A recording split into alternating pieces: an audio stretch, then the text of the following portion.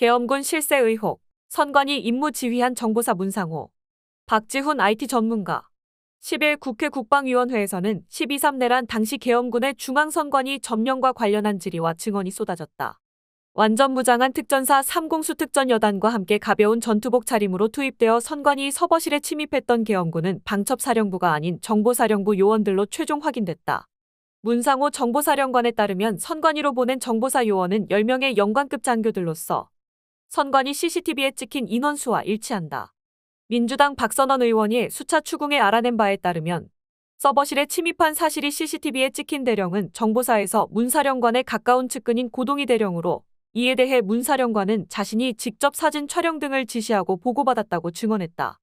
문 사령관은 당일 오전 10시에서 11시 사이에 김용현 전 국방부 장관으로부터 병력 편성 후 대기를 처음 지시받았다고 했다. 반면 방첩사에서 여인영 방첩사령관의 지시로 선관위로 투입됐던 요원들은 출동만 했을 뿐 선관위 내부로는 진입하지 않은 것이 사실인 것으로 보인다. 정성우 방첩사 1차장은 출동 직전 사령부의 법무관들의 반대로 방첩사의 선관위 출동 병력들은 선관위에 침입하지 않고 인근에서 대기했다고 답했다. 여인영 방첩사령관의 선관위 출동 관련 지시는 IT 지식이 있는 인원들로 팀을 꾸리라는 것이었으며 이에 정 처장은 정보사 내 부서들에서 차출해 4개 팀을 구성하라는 지시를 내렸다. 하지만 그 직후 사령부 내 법무관실에 들러 의견을 물었는데 법무실장 이하 법무관 7명 전원이 반대했고 결국 방첩사 요원들은 인근에서 시간을 끌며 선관위 내부로는 들어가지 않았다는 것이다. 특히 정 차장은 법무관들에게 상부명령에 따라 선관위 서버를 복사하는 것이 적법한가, 복사 안 되면 통제 반출해도 되는가, 복사 또는 확보한 후 법원에서 위법 수집 증거로 판단될 소지가 있느냐고 물은 사실이 있느냐는 민주당 허영 의원의 질의에 시인했다. 또 서버 복사와 반출 지시는 여인형 방첩사령관이 내렸다고 했다. 정 처장에 따르면 그 간단한 질의에 대해 이미 계엄법과 당시 상황을 분석하고 있던 법무관들의 답은 매우 합리적인 내용이었다.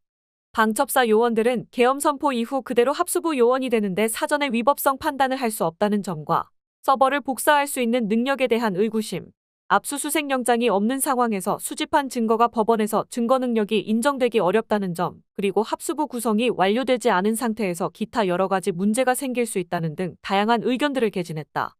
하지만 국회 활동을 금지해야 한다고 되어 있던 계엄 포고문 내용은 그 자체부터 불법, 위헌이라는 점을 지적하거나 명령 불응을 건의한 법무관이 없었다는 점은 크게 아쉬운 점이다. 이것이 계엄 선포 사태를 맞아 방첩사 법무관들이 가장 먼저 확인했어야 했던 핵심 관건이었기 때문이다. 각자 변호사들인 군 법무관들조차 이런 핵심적 법적 문제를 직시하여 제대로 전파하지 않는다면 향후로도 군이 내란에 동원되는 일은 또다시 발생할 수도 있게 되는 것이다. 한편 정보사령관 문상호에 대한 질의에서는 정보사 요원들이 계엄 선포 전 오후 9시경부터 중앙선관위 청사 인근에 미리 출동해서 대기하고 있었던 사실이 확인됐다. 정보사의 선관위 침탈 작전은 김용현이 지휘했는데 관련 첫 지시는 당일 오전 10시에서 11시 사이였으며 야간 임무에 대비한 편성에서 대기하라는 것이었다. 이어 추가 지시로 당일 오후 9시경에 과천 정부청사 인근에 대기하라는 지시를 받았다. 중앙선관위 청사는 과천 정부종합청사로부터 직선거리 300m 정도로 사실상 정부청사 바로 옆이다. 즉 비상계엄 선포로부터 몇 분 만에 계엄군이 선관위에 침입할 수 있었던 것은 이렇게 1시간 20분여 전부터 인근에서 대기하고 있었기 때문이었다. 즉 정보사 요원들은 계엄 선포보다 한참 전에 출동해 있었던 것이다.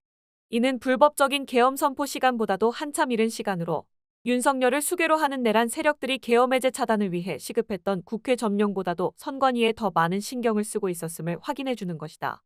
더욱이 이는 함께 선관위에 침입한 다른 계엄군 병력인 특전사 3공수가 출동하기보다도 훨씬 이른 시간이므로 선관위 점령에 주된 병력은 정보사이고 특전사는 정보사 요원들을 돕는 보조 인력이었던 것으로 볼 수 있다. 문 사령관은 자신이 내린 지시를 선관위 가서 전산실 위치 확인하라. 지키고 있다가 다른 팀이 오면 인계하라였다면서 마치 자신도 추가 명령을 받기를 대기하는 입장이었던 것처럼 답변했다. 하지만 이 부분은 그대로 믿기가 매우 힘들어 보인다. 그것은 뒤늦게 개입 사실이 알려진 정보사가 계엄 쿠데타의 또 다른 주역으로 의심되는 정황이 발견되기 때문이다. 문상호 정보사령관은 선관위 서버실에 들어간 고 모 대령으로부터 여러 차례 보고받은 서버실 관련 사항들을 다른 사람에게 전달하지 않고 본인이 참고했다고 답했다. 박선원 의원의 빗발치는 질문 공세들이 계속 이어진 후였다. 특정 서버를 골라 사진을 찍는 등의 임무를 맡긴 것이 문 사령관 본인인데도 그 지시사항에 대한 여러 차례 보고를 받고 누구에게도 전달하지 않았다면 그것은 곧 서버실에서의 정보사 활동, 즉 특정 서버 탐색과 사진 촬영 등의 모든 행위가 문 사령관 스스로의 판단으로 세부 임무를 지시하고 보고받았다는 의미다. 즉 문 사령관은 특전사나 수방사처럼 계엄 상황에서 단계마다의 명령을 받고 실행한 것이 아니라 방첩사를 지휘한 여인형과 마찬가지로 일정한 규모의 독립적인 임무를 부여받고 있었던 것이다.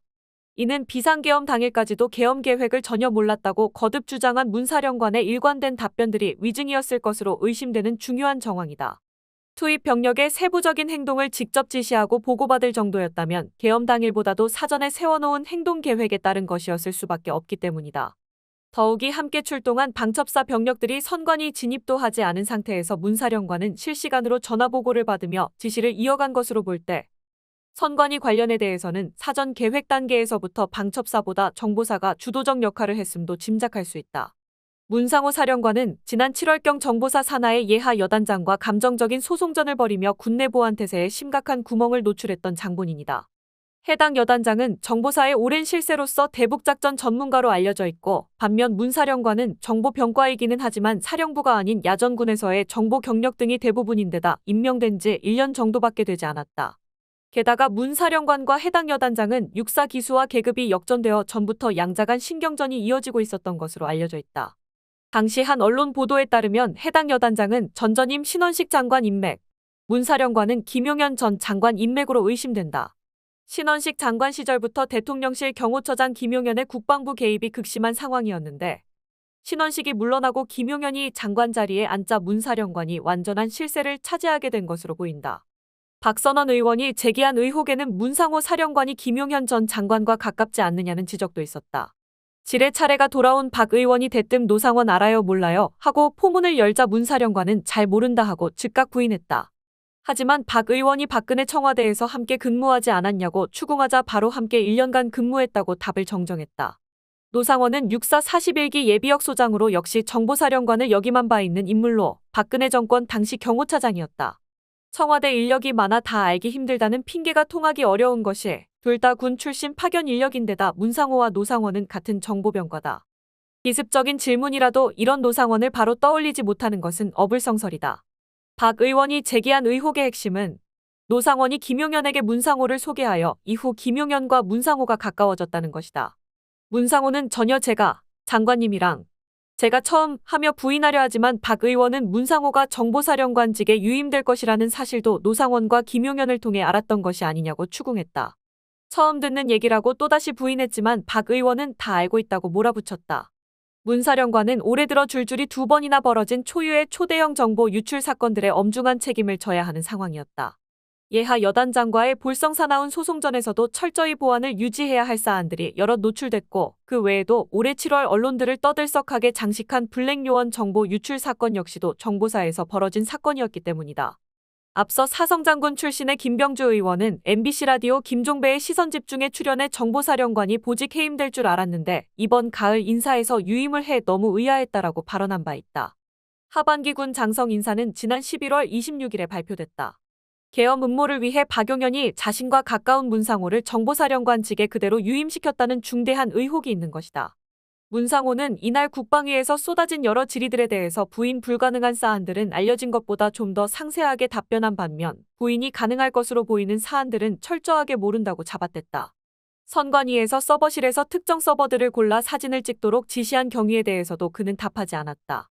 그는 계엄 당시 자신이 지휘하는 정보사가 투입됐던 사실을 국방장관 직무대행에 보고하지 않고 숨기고 있다가 지난 8일 정보사 요원들의 투입 사실화 드러나자 6일이나 지난 다음 날에야 뒤늦게 보고했다. 특히 정보사는 국방부 직할 국방정보본부의 산하 부대임에도 계엄 당시 매우 중요하게 개입했던 사실을 신임 국방장관 직무대행에게 보고를 않고 숨긴 것이다. 문상호가 공식적 군내 지휘체계가 아닌 김용현의 비선 계엄 라인의 핵심 인물인 것으로 의심할 수 있는 또 다른 단서다. 국방부는 국방위가 열린 10일 오전 문상호 사령관을 직무정지시켰다. 한편 MBC는 10일 뉴스데스크 단독 보도로 계엄 당시 선관위에 투입됐던 계엄군이 선관위 조직도 문서를 들고 청사 내부를 수색하는 듯한 모습이 CCTV에 포착됐다고 보도했다. 이 조직도에는 선관위 직원들의 얼굴 사진이 붙어 있었다. 경찰은 당시 계엄군이 부정선거 의혹 자료 확보와 동시에 이를 관리해온 직원들을 체포하려 했던 것이 아닌지 의심하고 있다. 전산 관련 직원들은 지난 5월 4일 10총선 부정선거를 주장하는 단체로부터 고발을 당했다가 지난 8월에 무혐의 처분을 받은 바 있다. 이렇게 지목된 계엄군은 또다시 정보사 요원들로 보인다. 경찰의 의심대로 특정 선관위 직원들을 체포하려는 의도였을 수도 있겠지만 그보다는 해당 직원의 자리에서 부정선거와 관련된 서류들을 수색하려는 의도에 더 가까울 것으로 보인다.